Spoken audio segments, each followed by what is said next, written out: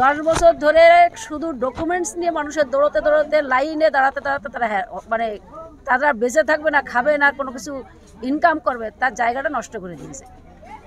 এবং আজকে যে সিএর কথা বলছে যে সিএ চালু হবে 2019 থেকে আমরা শুনছি, আজও পর্যন্ত কার্যকারী হয়নি। তার কারণ হচ্ছে ওরা এগুলো ভাওতা দেওয়া, জুজু দেখানো মানুষের। ইলেকশন আবার সামনে, আবার মানে 10-12 দিনের ভিতরে ডিক্লেয়ার হয়ে যাবে। সাধারণ মানুষরা তাদের এই আবার যে আমরা তোমাদের দেবো, ভোটটা আমাদের দাও, সাধারণ মানুষের যে হ্যারাসমেন্টের ভিতরে ওরা ফেলেছে। 10 বছর ধরে শুধু ডকুমেন্টস নিয়ে মানুষের দৌড়তে দৌড়তে লাইনে দাঁড়াতে দাঁড়াতে তারা মানে তারা বেঁচে থাকবে না, খাবে না, কোনো কিছু ইনকাম করবে, তার জায়গাটা নষ্ট করে দিয়েছে। এবং আজকে যে সিএর কথা বলছে যে সিএ চালু হবে 2019 থেকে আমরা শুনছি, আজও পর্যন্ত কার্যকারী হয়নি। তার কারণ হচ্ছে ওরা এগুলো ভাওতা দেওয়া, জুজু দেখানো মানুষের। ইলেকশন আবার সামনে, আবার মানে 10-12 দিনের ভিতরে ডিক্লেয়ার হয়ে যাবে। সাধারণ মানুষরা তাদের এই আবার যে আমরা তোমাদের দেবো, ভোটটা আমাদের দাও, আবার 5 বছর তোমাদের মাথার উপরে টুপি পরে আমরা খাবো, এটা হবে না। আর যদিও হয়, আমাদের যে ডিমান্ড ছিল সেই ডিমান্ড যদি তারা না রাখে, দেখুন দেশ ভাগ হয়েছে কাদের জন্য? রাজনীতির জন্য। আমাদের যারা পূর্বপুরুষ, এই যে এরা ওপার বাংলার মানুষ যারা, তাদের কাছে, আমাদের পূর্বপুরুষের কাছে জিজ্ঞাসা করেনি যে রাজনীতিটা জন্য যে দেশ ভাগ হচ্ছে আপনারা কি সেটা কি মেনে নেবেন কি নেবেন না, তাদের কাছে জিজ্ঞাসা করেনি।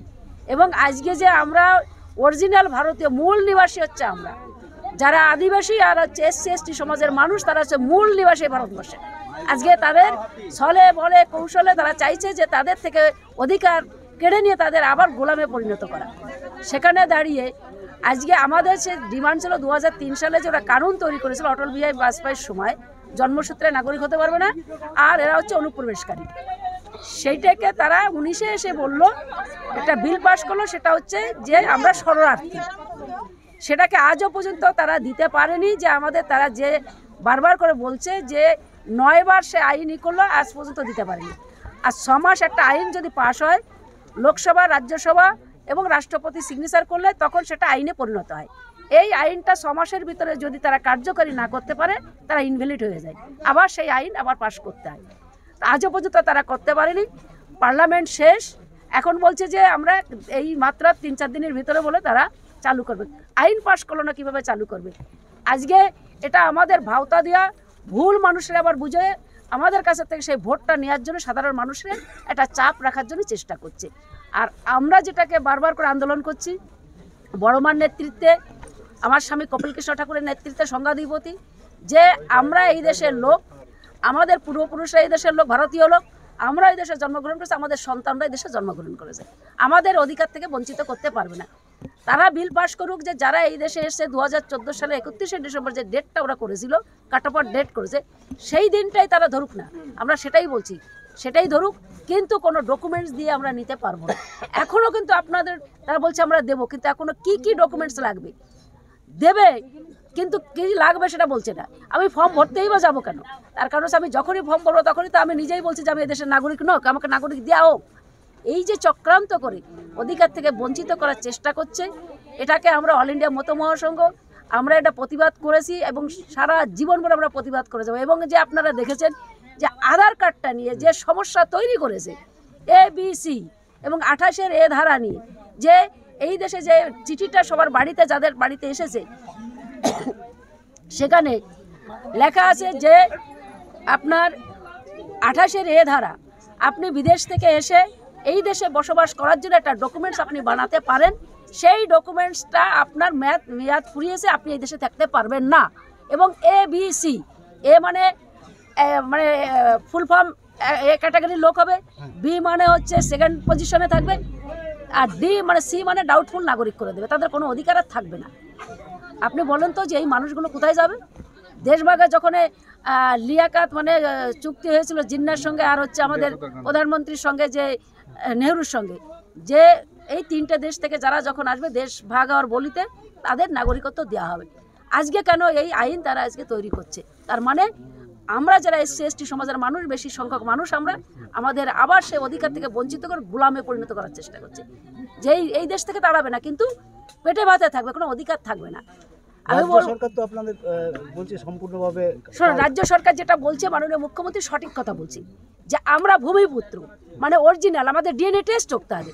আমরা তো সেটাই বলছি যে স্বরাষ্ট্রমন্ত্রী এবং মোদী গভর্নমেন্টের কাছে, ভারতের প্রধানমন্ত্রী তাদের কাছে বলছি যে আপনারা যদি দরকার হয় প্রয়োজনে আমাদের ডিএনএ টেস্ট করান, যে আমরা কি এই দেশের লোক না বাইরের থেকে এসেছি, বিদেশ থেকে এসেছি, আমাদের পূর্বপুরুষরা কোথার থেকে এসেছে। সেইটাই ধরেই মাননীয় মুখ্যমন্ত্রী বারবার করে বলছে যে যারা ভূমিপুত্র তাদের বেনাগরিক করা যাবে না, এবং তার জন্য আমার জীবন দিয়ে লড়াই করতে হলেও আমরা করব। একমাত্র উনিই তো আমাদের পাশে দাঁড়িয়ে আছে, উনি তো আমার জন্য কথা বলছে। আপনি দেখুন তো, সেই দিনকে আজকে আধার কার্ডটা নিয়ে প্রথম আওয়াজ উঠাইছে তো মাননীয় মুখ্যমন্ত্রী মমতা বন্দ্যোপাধ্যায়। তাহলে আজকে আমাদের জন্য সে লড়াই করছে, আমাদের হরিগুরুচাঁদের যে মানুষগুলো তাদের জন্য লড়াই করছে। আজকে সেই জায়গায় দাঁড়িয়ে, এবং বিভিন্ন সময় বিজেপি গভর্নমেন্ট 2003 সালের থেকে এককভাবে যখন ক্ষমতায় এসছে, আবার 2014 থেকে আজও পর্যন্ত যারা ক্ষমতায় আছে, আমাদের একটার পর একটা আমাদের এই ডকুমেন্টস নিয়ে তারা জন্ম সার্টিফিকেট লাগু করেছে। এই লোকগুলো কোথা থেকে দেবে জন্ম সার্টিফিকেট? জন্ম সার্টিফিকেট সেই সময় কি আইন তৈরি করেছিল? আমারই তো নাই, আমাদের সন্তানের আছে। তাহলে আইন তোমরা করনি সে সময়, আজকে তুমি বলছো জন্ম সার্টিফিকেট দেবে, কোথা থেকে দেবে মানুষ? এখন পাসপোর্ট করতে গেলে জন্ম সার্টিফিকেট লাগবে, মা বাবার ডকুমেন্টস লাগবে, দলিল লাগবে। আমি এই দেশে পড়াশোনা করছি, সেটা কোনো কিছু হবে না। এই যে তারা যে কোনো মুহূর্তে এক এক সময় এক এক রকমের আইন তৈরি করছে, এটা হচ্ছে সাধারণ মানুষকে হ্যারাসমেন্ট করা, অধিকার থেকে বঞ্চিত করা। এটা আমরা মনে করি যে এটা অল ইন্ডিয়া মত মহাসংঘ প্রতিবাদ করেছিল, প্রতিবাদ করবে, যতদিন এই আইন পরিবর্তন না করে প্রতিবাদ করে যাবে। সাধারণ মানুষের যে হ্যারাসমেন্টের ভিতরে ওরা ফেলেছে, 10 বছর ধরে শুধু ডকুমেন্টস নিয়ে মানুষের দৌড়তে দৌড়তে লাইনে দাঁড়াতে দাঁড়াতে তারা মানে তারা বেঁচে থাকবে না, খাবে না, কোনো কিছু ইনকাম করবে, তার জায়গাটা নষ্ট করে দিয়েছে।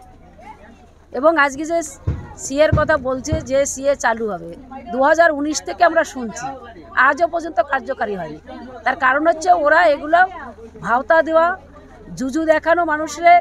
ইলেকশন আবার সামনে, আবার মানে 10-12 দিনের ভিতরে ডিক্লেয়ার হয়ে যাবে। সাধারণ মানুষরা তাদের এই আবার যে আমরা তোমাদের দেবো, ভোটটা আমাদের দেবো, আবার 5 বছর তোমাদের মাথার উপরে টুপি পরে আমরা খাবো, এটা হবে না। আর যদিও হয়, আমাদের যে ডিমান্ড ছিল সেই ডিমান্ড যদি তারা না রাখে, দেখুন দেশ ভাগ হয়েছে কাদের জন্য? রাজনীতির জন্য।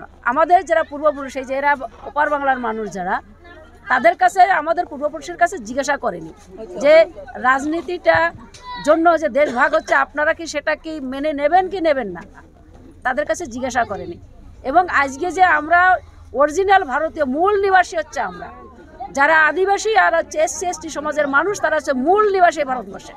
আজকে তাদের ছলে বলে কৌশলে তারা চাইছে যে তাদের থেকে অধিকার কেড়ে নিয়ে তাদের আবার গোলামে পরিণত করা। সেখানে দাঁড়িয়ে আজকে আমাদের সে ডিমান্ড ছিল 2003 সালে যে ওরা কানুন তৈরি করেছিল অটল বিহারী বাজপেয়ীর সময়, জন্মসূত্রে নাগরিক হতে পারবে না, আর এরা হচ্ছে অনুপ্রবেশকারী।